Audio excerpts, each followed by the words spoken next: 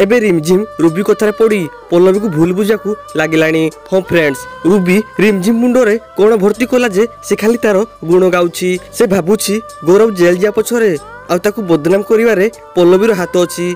कहीं ना से चाहूसी घर सबु संपत्ति को निज कंट्रोल को आनिबा को। आ सेपटे आदर्श और पल्लवी जेतले घर को आसीबे आदर्श रागी की रूबी को कहिबे माउसी तमे तुम लिमिट क्रॉस करूछो।